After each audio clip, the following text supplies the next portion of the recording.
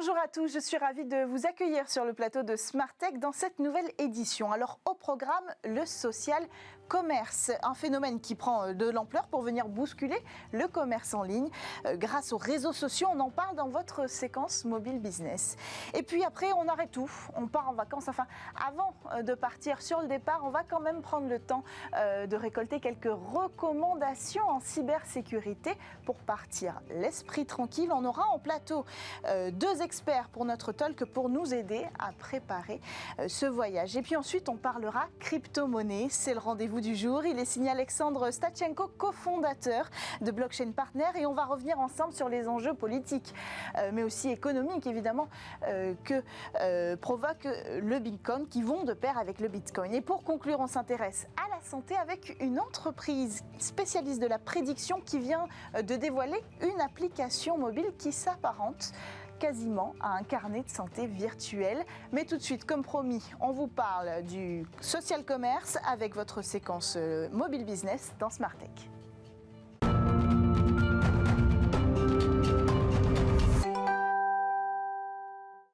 Le futur du commerce sera mobile et conversationnel. Une nouvelle génération d'applications issues des réseaux sociaux mettent le cap sur le social commerce. Alors pour en parler, Jérôme Bouteiller, fondateur d'Écran Mobile. Bonjour, bienvenue sur le plateau. Bonjour Cécilia, alors vous le savez, en début de semaine, Jeff Bezos a quitté la direction opérationnelle du groupe Amazon, ce géant du e-commerce créé en juillet 1994 à Seattle. Et en un peu moins de 30 ans, Amazon est devenu non seulement un géant du commerce électronique, mais aussi un géant du capitalisme, pesant aujourd'hui 322 milliards de dollars de chiffre d'affaires et atteignant une capitalisation boursière de 1600 milliards de dollars, à peine inférieure à celle d'Apple ou de Microsoft. Mais si Jeff Bezos a clairement anticipé le virage du commerce électronique avec Amazon.com, le virage du cloud computing avec Amazon Web Services ou encore celui de l'Internet des objets avec Alexa, son groupe n'est pas forcément le mieux placé pour profiter d'une nouvelle tendance qu'on appelle déjà le social commerce. Alors concrètement, le social commerce, c'est du e-commerce qui est lié aux réseaux sociaux. Tout à fait, et la tendance n'est pas ancienne. On se rappelle, il y a 15 ans, il y avait déjà eu le rachat de Skype par eBay, qui préfigurait évidemment la convergence entre ces deux métiers. Mais le véritable décollage, il s'est fait ces dernières années en Chine avec des applications comme WeChat, la messagerie instantanée qui est utilisée par 1 milliard de Chinois chaque mois et qui permet déjà depuis de nombreuses années aux Chinois de commander un taxi, de commander leurs courses ou de s'échanger de l'argent de particulier à particulier. Mais le social commerce en Chine, c'est aussi une autre application, Taobao, qui appartient à la galaxie Alibaba et qui permet à des influenceurs de faire la promotion de produits auprès de leurs fans.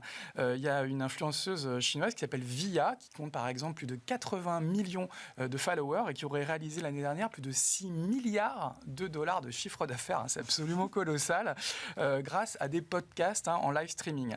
Et c'est des succès qui n'ont pas non plus échappé à ByteDance, la maison mère de TikTok, qui veut elle aussi accélérer sur le e-commerce et également pousser ses influenceurs à commencer à faire des programmes de télé-shopping. Et eux, ils visent par exemple un chiffre d'affaires dans l'e-commerce de 185 milliards de dollars dès 2022. Ça, c'est des chiffres, j'imagine, en tout cas un modèle qui inspire Facebook. Et oui, parce que le groupe Facebook, qui avait un modèle jusqu'à présent qui reposait sur principalement la publicité, veut à son tour accélérer en matière de commerce électronique et proposer des fonctionnalités de shopping au sein de ces différentes applications. Alors ça fait déjà depuis plusieurs mois que le groupe en parle et ils ont lancé une fonctionnalité qui s'appelle Shops au sein de Facebook, mais aussi au sein de Messenger, au sein d'Instagram. Ils ont récemment aussi annoncé le lancement de Shops au sein de WhatsApp. Et on voit aussi Instagram, par exemple, avec les Reels, qui lorgne aussi du côté du télé-shopping et qui voudrait transformer ces influenceurs en véritables vendeurs. Et rappelons que le groupe Facebook dispose d'une force de frappe absolument considérable. On a deux applications comme Instagram et Messenger qui revendiquent chacune plus de 1 milliard d'utilisateurs actifs chaque mois. Quant à Facebook et WhatsApp, elles ont toutes les deux franchi le cap des 2 milliards d'utilisateurs actifs mensuels. Est-ce qu'on peut dire que c'est un futur mobile first et social first ? Oui, clairement. Alors en France, par exemple, le mobile ne représente aujourd'hui qu'à peine 40% des transactions, selon des chiffres qui sont régulièrement communiqués par la Fédération des entreprises des ventes à distance. Donc on est plutôt en retard par rapport à la Chine, où aujourd'hui, le mobile pèse près de 80% des transactions. On est clairement dans un monde mobile first, voire mobile only en Chine. Et le poids de cet écran et de ces applications de messaging va considérablement transformer l'univers du e-commerce, notamment notamment en Occident. Alors si Amazon, on en a parlé, aura clairement dominé le commerce électronique au cours du dernier quart de siècle, il faut anticiper la montée en puissance de nouveaux acteurs. On les citait, Facebook va vraiment accélérer dans le e-commerce, et puis surtout les Chinois, TikTok, Tencent, ByteDance, qui vont aussi évidemment accélérer sur ce sujet. On rappelle que le e-commerce dans le monde en 2021, ça va être à peu près 5 000 milliards de dollars. Alors, puisque vous parlez de TikTok et qu'on va passer à la partie actu de cette séquence mobile business, vous pouvez peut-être nous donner la dernière actualité de TikTok? Oui, tout à fait. C'est une étude App Annie qui analyse chaque mois l'app économie et qui nous dit que cette application chinoise de divertissement, qui est non seulement devenue l'application la plus téléchargée au monde en 2020, est en train de dépasser en usage, en temps passé, des champions comme YouTube. Aux États-Unis, par exemple, TikTok capte l'attention des utilisateurs américains en moyenne plus de 24h30 chaque mois, alors que YouTube est sous les 24 heures. En Grande-Bretagne, c'est même encore plus important. On est à peu près à 26 heures par mois, contre un peu moins de 18 heures pour YouTube. Donc clairement, ça montre une supériorité des algorithmes de TikTok pour capter notre attention et indirectement pour vendre ce temps de cerveau disponible aux annonceurs. Oui, c'est vrai. Alors en plus, il y a aussi une autre actualité, évidemment, c'est celle de Google qui lance une application mobile pour détecter la maladie de la peau. Ça fait longtemps qu'on en parle. Oui, on voit que les GAFA s'intéressent beaucoup aux questions de santé. Oui. Alors Google, en gros, nous explique qu'aujourd'hui, il y a plus de 10 milliards de requêtes annuelles sur ce moteur de recherche liées à des questions dermatologiques. Et ils ont décidé de créer une application qui sera disponible dans quelques mois en Europe, aux États-Unis, et qui permettra en fait de scanner notre peau, nos cheveux, voire nos ongles, pour essayer de détecter des problèmes dermatologiques. Ça sera complété par un petit formulaire pour confirmer ou pas les hypothèses de l'application.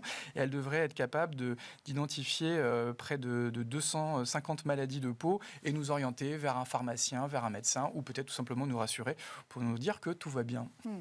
Alors, on peut dire, on peut le préciser d'ailleurs, qu'il y a pas mal de technologies, même de technologies françaises, qui vont dans ce sens pour détecter les maladies de la peau. Oui, ça repose très souvent sur l'intelligence artificielle, des réseaux neuronaux. Ouais. Et bon, ça ne remplace pas un médecin, mais ça permet effectivement peut-être de se rassurer si tout va bien. Alors, on termine avec le SMS conversationnel. La nouvelle solution multi-opérateur de business messaging est en expérimentation.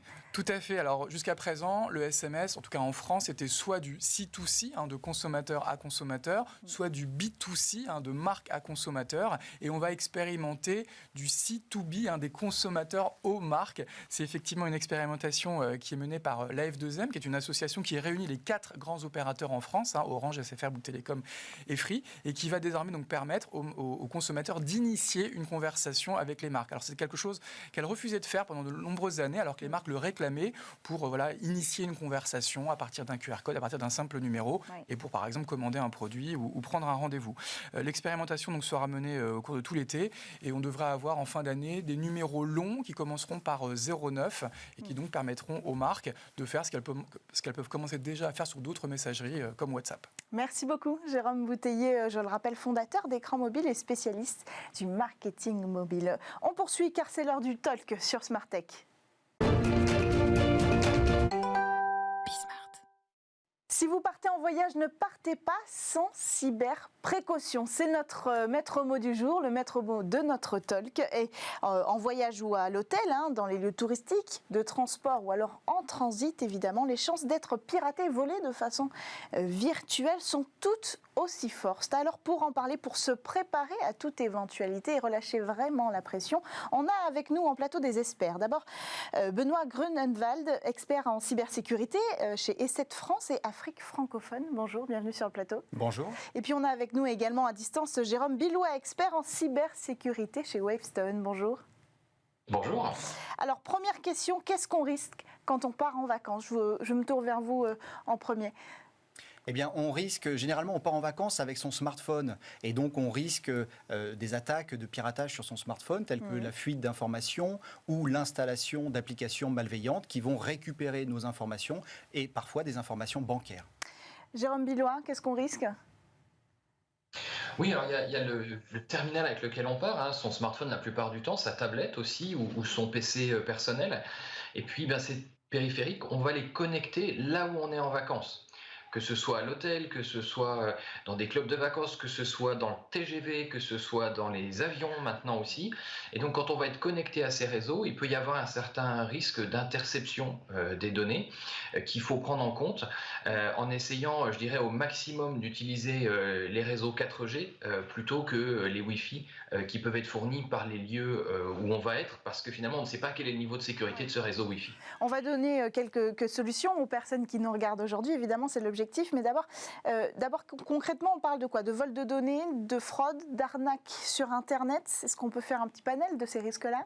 Oui, alors ce sont des panels que l'on va malheureusement retrouver déjà tout au long de l'année, sauf que quand on est en vacances et surtout sur son smartphone, on peut être plus distrait, on peut être plus distant et l'écran du smartphone est lui-même plus petit et on a plus de mal pour détecter les tentatives de fraude. Et effectivement, on va avoir de l'hameçonnage tel que l'on a l'hameçonnage habituel. On va également avoir, quand on va être sur son lieu de villégiature, la possibilité d'installer des applications. Oui. Et ces applications peuvent être des applications malveillantes qui vont tenter de récupérer des informations bancaires ou toute autre information que l'on a sur notre smartphone. Alors, est-ce qu'on peut chiffrer, je vous pose la question à tous les deux, mais je commence par vous, Jérôme Bilot, est-ce qu'on peut chiffrer l'augmentation des attaques, des cyberattaques envers des particuliers pendant la période estivale ? Vous savez, les cybercriminels ne prennent pas vraiment de vacances. Donc, je pense qu'on est sur une tendance, qu'on le voit, et à l'augmentation, et que la période estivale va confirmer cette tendance. La situation, finalement, l'augmentation du risque lié à une situation de vacances, elle n'est pas tant par l'activité des cybercriminels que par effectivement les nouveaux usages, ce qu'on va faire qu'on n'avait pas l'habitude de faire, les nouveaux lieux où on va se connecter, les nouveaux réseaux où on va se connecter, les nouvelles applications, comme le citait Benoît. Et c'est plus ça qui va finalement amener une augmentation du niveau de risque. Oui, ça c'est ce qui l'amène, mais est-ce qu'on peut le quantifier? Est-ce qu'il existe des chiffres aujourd'hui qui disent, voilà, entre juillet et août, les personnes se font plus facilement, plus nombreusement arnaquer, voler, cyberattaquer?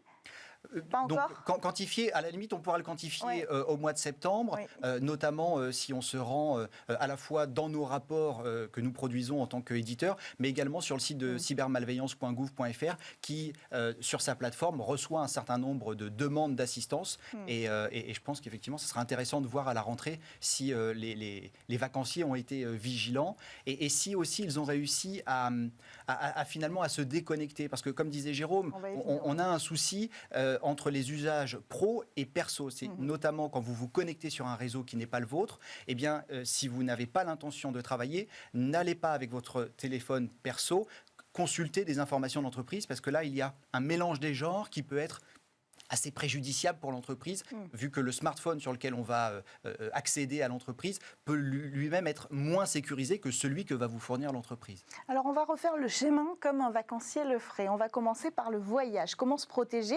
La première étape, eh bien, on prend le train, on prend l'avion. Vous l'avez évoqué, Jérôme Billois. La première chose qu'on fait quand on arrive dans un moyen de transport, c'est qu'on se connecte au Wi-Fi. Est-ce que ce réseau Wi-Fi-là, il est sécurisé? La réponse, elle est extrêmement difficile à apporter parce que la sécurité du réseau Wi-Fi va dépendre de l'investissement en sécurité qu'aura fait la structure qui aura installé ce Wi-Fi.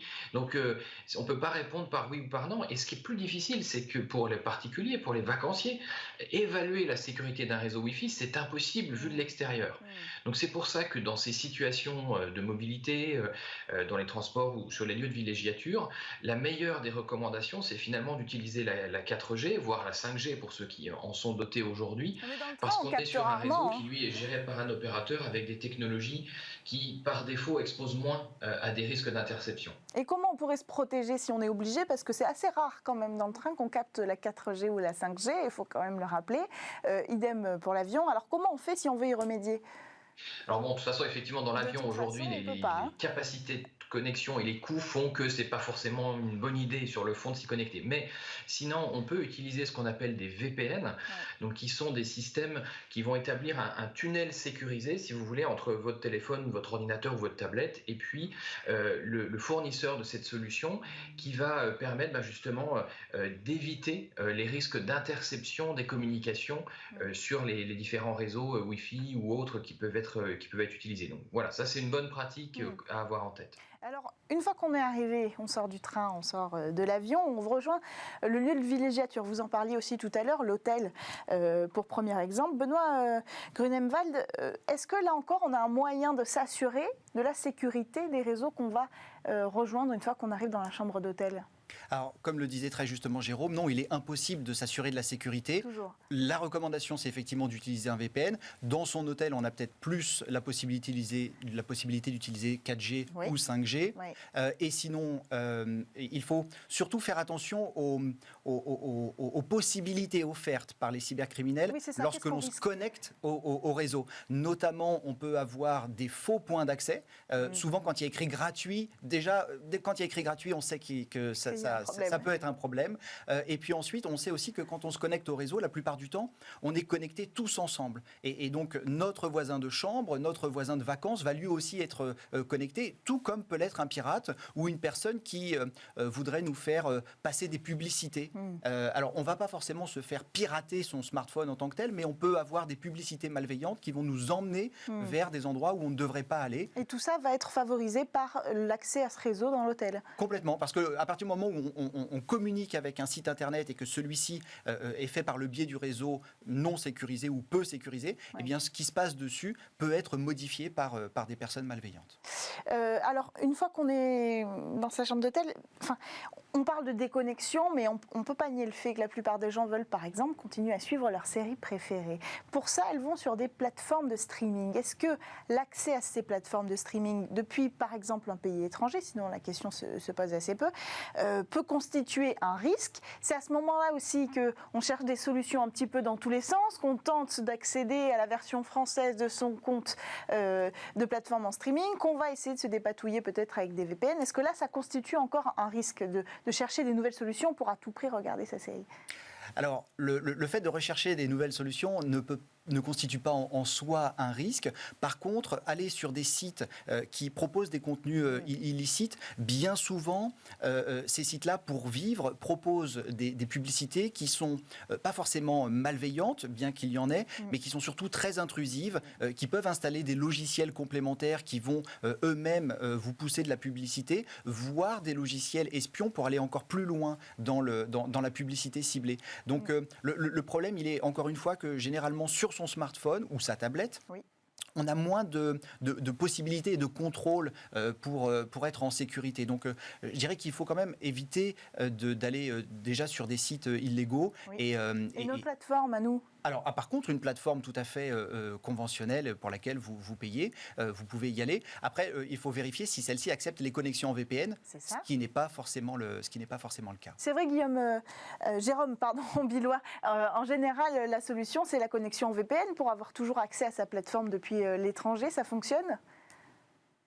Oui, c'est la solution parce que ça permet finalement de changer virtuellement de pays parce que entre votre téléphone et le VPN, vous pouvez faire que l'atterrissage du VPN se fasse quasiment dans n'importe quel pays dans le monde. Vous pouvez faire comme si vous étiez connecté aux États-Unis, en France, en Russie, n'importe où dans le monde.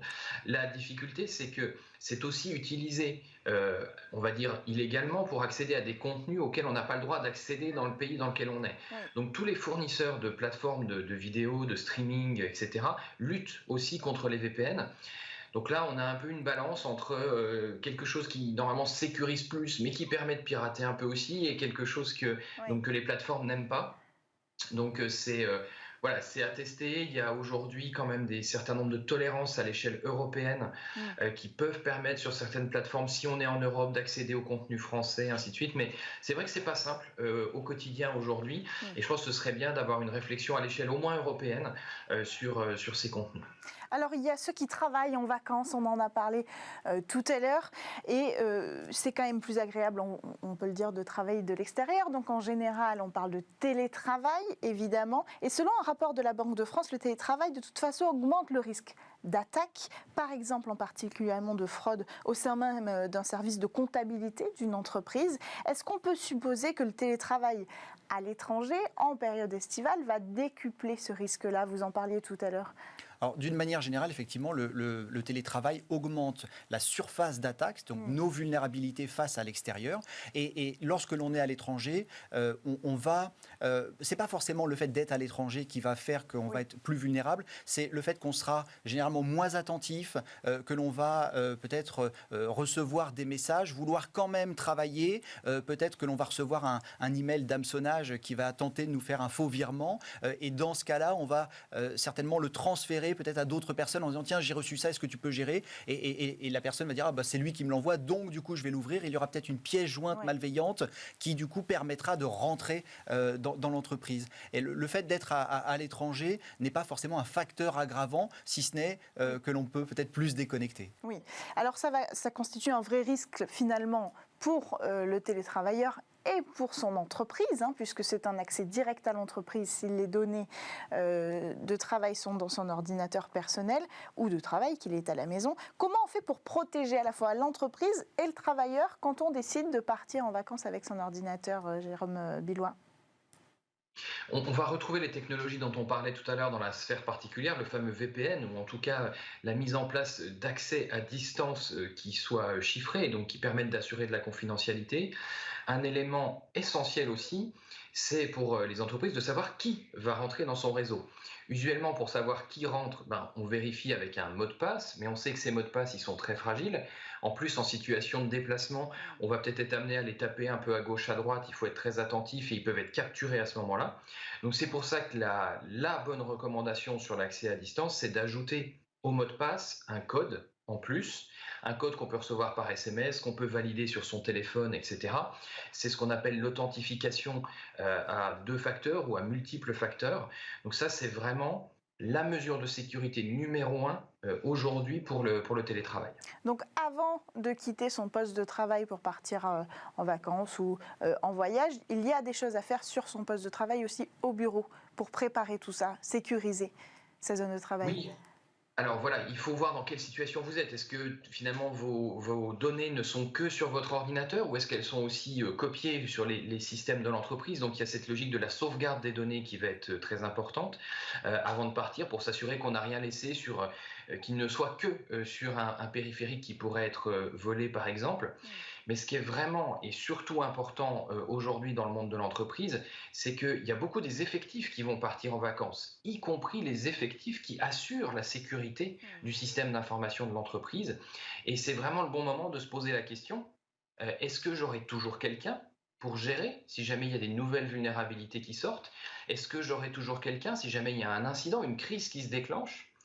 Parce qu'on sait bien que les cybercriminels, eux, ne vont pas s'arrêter et qui profitent souvent des situations de vacances pour lancer des attaques sur les entreprises. Et puis, c'est aussi le bon moment pour s'assurer du fait que des sauvegardes aient été faites. J'en parlais sur les PC de chacun des employés, mais aussi à l'échelle de l'entreprise. Avant de partir en vacances, faisons un petit ménage de printemps aussi sur ces sujets-là, un ménage d'été même sur ces sujets-là, pour s'assurer qu'on va partir avec un système d'information qui soit sécurisé et sauvegardé. Alors, sur ce sujet, Benoît Grunemvad, la solution, est-ce que ce serait l'assurance? Bercy a lancé une consultation nationale sur ce sujet, d'assurer les risques cyber. Est-ce que ce serait la solution? Alors, le sujet de la cyberassurance est un sujet qui est complexe. Oui.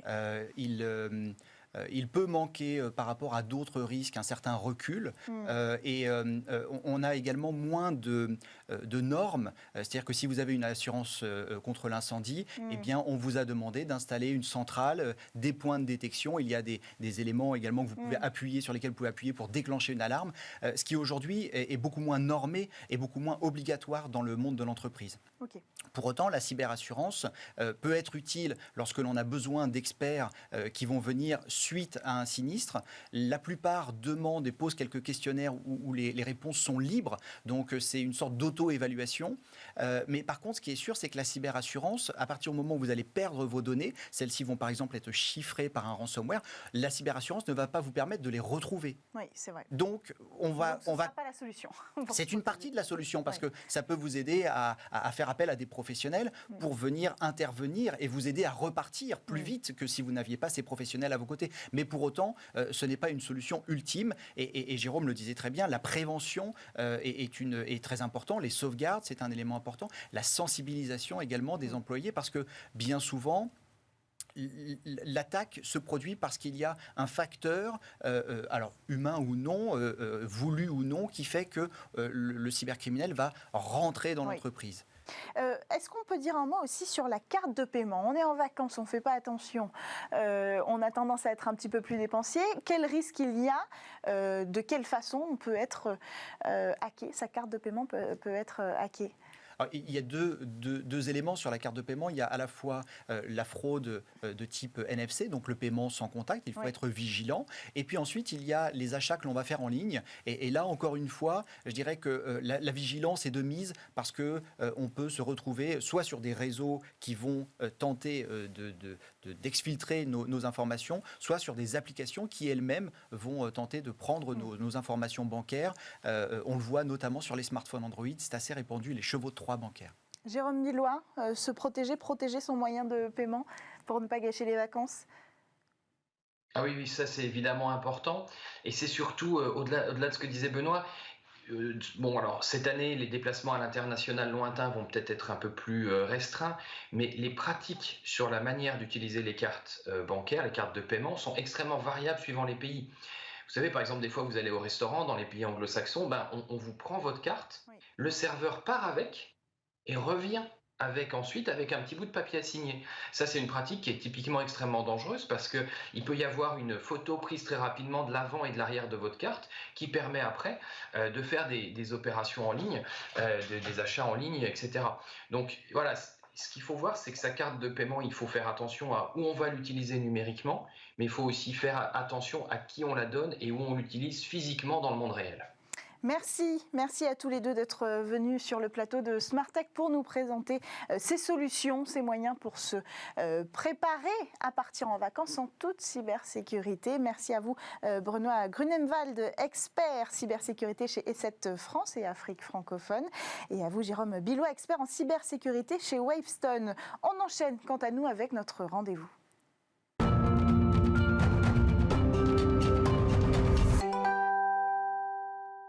Dans votre rendez-vous aujourd'hui, on parle Bitcoin. Quels enjeux économiques, quels enjeux politiques? On va faire le tour de la question avec en plateau Alexandre Stachenko, cofondateur de Blockchain Partner et directeur blockchain et crypto chez KPMG France. Bonjour. Oui, bonjour Cécilia. On va effectivement parler de Bitcoin. Bitcoin, cette crypto-monnaie bien connue. Alors oui, je dis crypto-monnaie, il y aura forcément un économiste parmi nos auditeurs attentifs qui s'insurgera comment ce crypto-monnaie, Bitcoin est tout sauf une monnaie, c'est extrêmement volatile et ça ne repose sur rien. Et évidemment, on m'achèvera en brandissant le code monétaire et financier qui stipule dans son article 1 que la monnaie de la France, c'est l'euro, pas le Bitcoin, et que l'affaire est donc réglée, circulée, il n'y a rien à voir.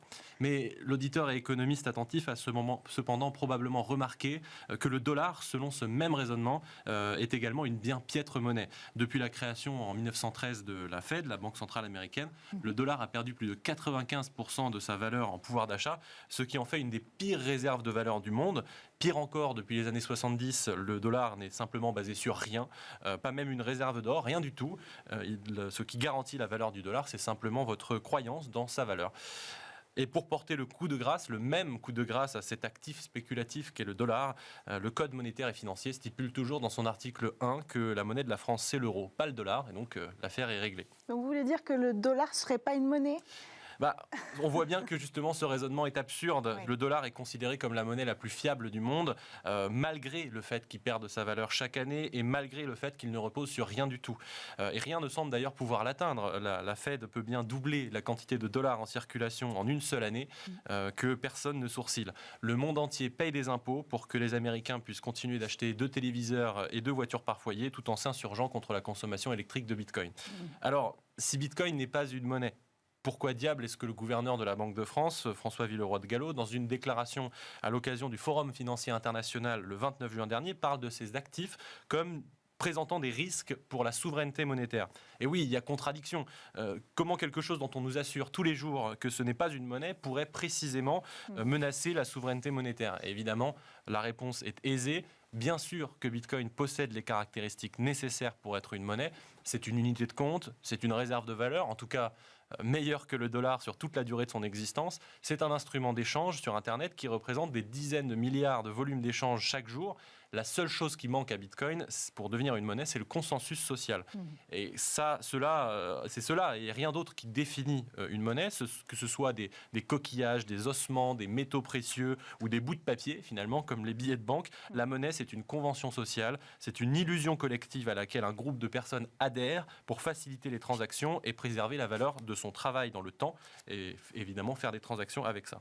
Et sur ce sujet, on peut être confiant au vu des chiffres de l'adoption du Bitcoin, une centaine de millions d'utilisateurs dans le monde, un marché d'une capitalisation de 650 milliards de dollars, certains pays l'ayant déjà officialisé comme moyen de paiement, comme le Japon ou encore la Suisse, voire un pays, le Salvador, qui l'a déjà officialisé comme monnaie légale.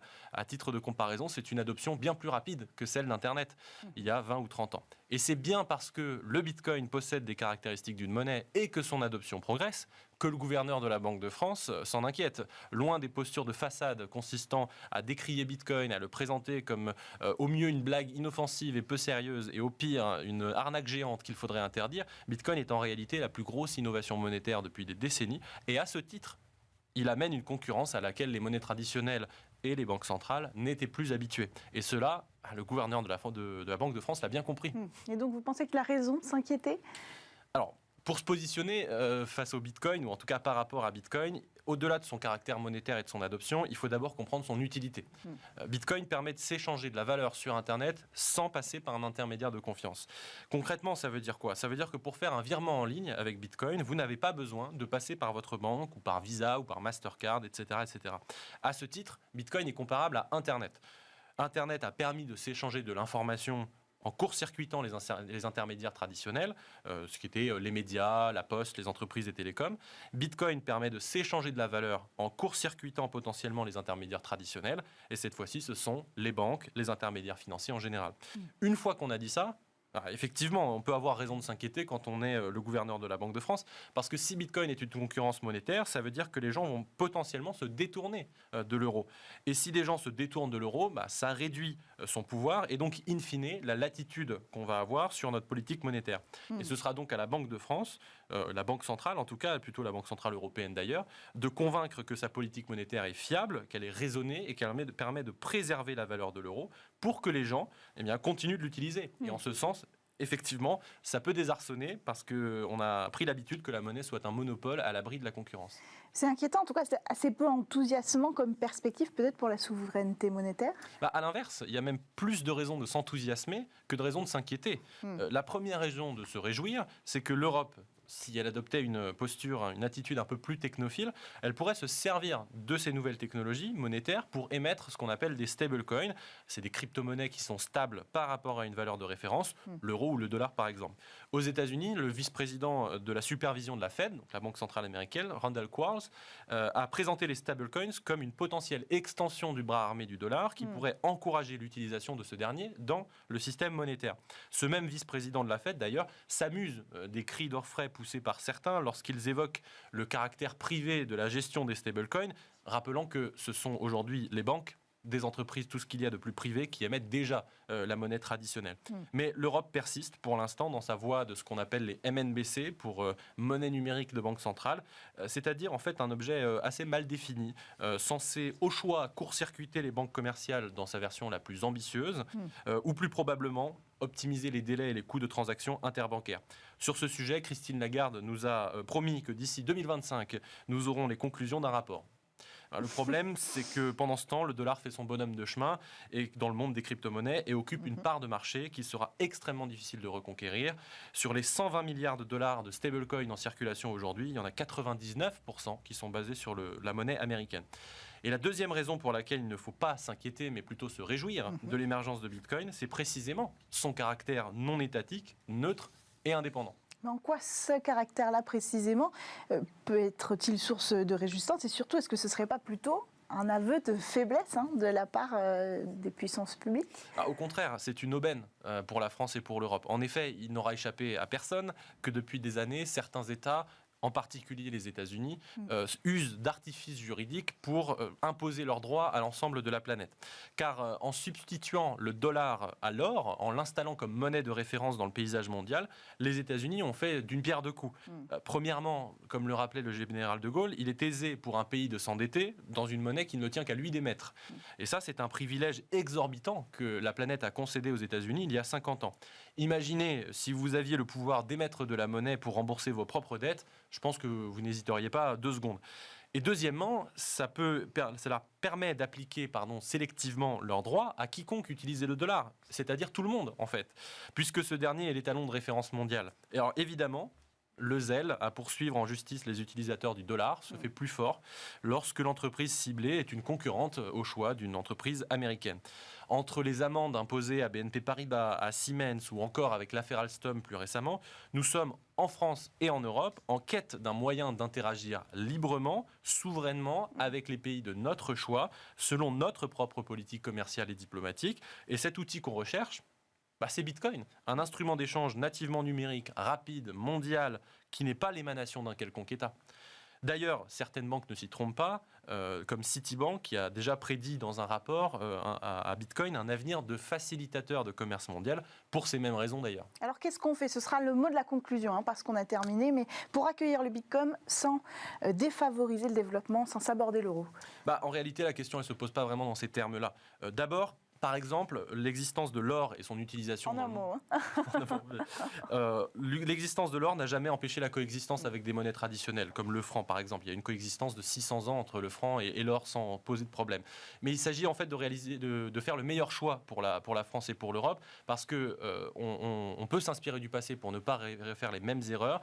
À vouloir protéger la souveraineté nationale, on a en réalité hypothéqué complètement celle-ci. On a voulu protéger les précarés d'acteurs traditionnels, on a voulu se focaliser sur le Minitel, on a voulu défendre les épargnants dans la bulle de 2000. Autant de raisons nobles finalement d'apparence, mais qui ont fait rater à la France la vague Internet.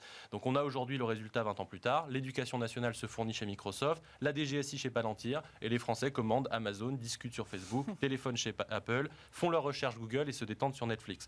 Alors, plutôt que de refaire les mêmes erreurs en imposant un cadre tellement contraignant que les acteurs de l'industrie préfèrent se développer à l'étranger, on devrait effectivement favoriser l'émergence d'un écosystème français pour créer de l'emploi, mais aussi pour être en capacité d'exercer des leviers de puissance sur d'autres et de préserver sa propre souveraineté, indépendance financière, économique et culturelle. Merci beaucoup Alexandre Stachenko, cofondateur Blockchain Partner et directeur blockchain et crypto chez KPMG France. On enchaîne avec votre séquence et demain. Merci.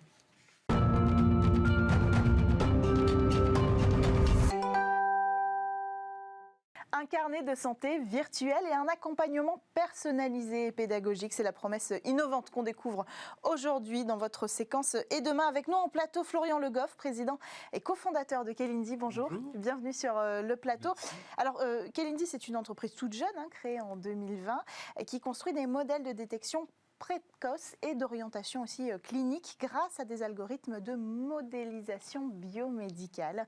Et aujourd'hui, vous lancez Malo, une application mobile que vous qualifiez, vous carrément, de carnet de santé. Pourquoi ? Eh bien, parce que ça permet aux parents de consigner les événements importants de la vie de leur enfant, de bien comprendre le développement de leurs enfants, parce que un carnet de santé, c'est un super support, ça fait un historique, mais le papier a une limite, c'est qu'il ne peut pas interpréter les données qu'on lui confie. Ce que l'on fait, nous, c'est on va interpréter ces données sur la croissance de l'enfant et questionner le parent sur le développement de son enfant. Et ça nous permet de mieux comprendre là où on va en termes de développement. Mais alors, on parle de quels enfants, de quel âge, c'est à destination de qui ? Alors, Malo, le carnet médical, est destiné aujourd'hui aux enfants de 0 à 3 ans. On l'a conçu avec plus de 1000 parents. On sort de bêta aujourd'hui, donc très content d'en parler. Et aujourd'hui, plus de 70% des utilisateurs ont complété ce carnet de santé. Donc la bêta est un succès pour nous. Et maintenant, on vise 10 000 utilisateurs en septembre, 40 000 en décembre, et c'est en train de se passer. Et après les 3 ans, comment on fait pour continuer à suivre les données de son enfant ? Parce qu'après 3 ans, le développement est tout aussi crucial. Tout à fait. En fait, le 0 à 3 ans, c'était vraiment pour le lancement de Malo. Et aujourd'hui, on est en train de travailler avec des neuroscientifiques, des médecins. On va gérer en septembre jusqu'aux 7 ans de l'enfant. et jusqu'à ses 12 ans, donc est-ce que c'est toujours un enfant je ne sais pas, mais jusqu'aux 12 ans à partir de janvier 2022. D'accord. Vous accompagnez aussi les parents dans la détection précoce, on en a parlé, de troubles potentiels, lesquels, de quoi on parle et comment vous les accompagnez? Alors, détection, c'est un grand mot. Nous, ce qu'on essaye de faire, c'est de respecter le parcours de soins. Donc, le parent nous décrit des situations, on va les analyser et au besoin, on va l'orienter vers son médecin traitant. Donc, qu'est-ce qu'on va observer? C'est tous les troubles du neurodéveloppement. Donc, si l'enfant est dans un spectre, potentiellement dans ce qu'on appelle le spectre de l'autisme, autistique, si l'enfant a un petit retard psychomoteur, si on est sur des dyspraxies, tout ça, c'est des signaux qu'on est capable d'interpréter à partir juste des données du carnet de santé. Mais ça, c'est des données que le parent entre. Tout Donc, à si fait. le parent n'est pas très habile et ne se rend pas compte, lui, en premier lieu de ce symptôme-là. Tout à fait. Il Et n'y a bien pas de justement, détection. c'est l'intérêt d'un carnet de santé digital, interactif, c'est que le carnet de santé va interroger le parent sur le développement de l'enfant et on va être capable d'aller chercher les signes avant-coureurs de tout ça. Parce qu'en fait, en termes de science, ce qu'il y a derrière, c'est ce qu'on appelle des biomarqueurs digitaux. C'est les biomarqueurs, on les connaît dans la science, ça peut être sur les analyses sanguines, par exemple. Nous, les biomarqueurs digitaux, c'est justement des signes avant-coureurs, des signatures de comportements qui risquent d'être problématiques dans le futur, parce que ça peut aller vers une pathologie, ou au contraire, pris tôt, il y a tout un tas de sujets dans le développement de l'enfant, grâce à la plasticité neuronale, qui peuvent être encadrés, accompagnés avec de la rééducation ou d'autres prises en charge. Comment vous avez fait pour mettre au point cette application? Vous êtes aidé de qui? Parce qu'il ne s'agit pas que d'algorithmes. Bien sûr. Non, il y a beaucoup d'algorithmes, évidemment, ça c'est ma spécialité. Et je suis associé avec un médecin. Et ensemble, on a constitué un board médicaux avec notamment 2 pédiatres, une en libéral et une qui travaille à la PHP. Ensemble, on est allé chercher aussi des infirmières péricultrices, des sages-femmes, et tout ce savoir-faire en fait du bon développement de l'enfant, mais aussi de la santé mentale du parent, parce que l'enfant grandit dans un environnement et souvent on a tendance à ignorer le choc que ça peut être d'avoir un enfant, le bouleversement sur la structure familiale. Eh bien, on s'est entouré de tous les spécialistes aujourd'hui qui interviennent dans le développement de l'enfant et de la famille. Est-ce qu'il n'y a pas un risque avec ce type d'application de rompre le lien parents-soignants à un moment où on a plutôt tendance effectivement à toujours aller se renseigner sur Internet? Si là on sait qu'on peut avoir des informations, être guidé sur cette application-là, il n'y a pas un risque qu'on éloigne un petit peu le parent de son médecin traitant par exemple et que donc on réduise les chances de détection aussi? Très bonne question. Je pense qu'au contraire, on va aller vers un renfort du lien entre le médecin traitant, le pédiatre qui suit l'enfant et cet enfant. Pourquoi? Parce qu'il y a aujourd'hui en France un très bon protocole de visite obligatoire. On va voir le médecin une vingtaine de fois dans les 3-4 premières années de la vie de l'enfant. Ce sera la conclusion. Ce sera toujours là. Et nous, ce qu'on va faire, par contre, c'est être là dans les semaines entre chaque rendez-vous.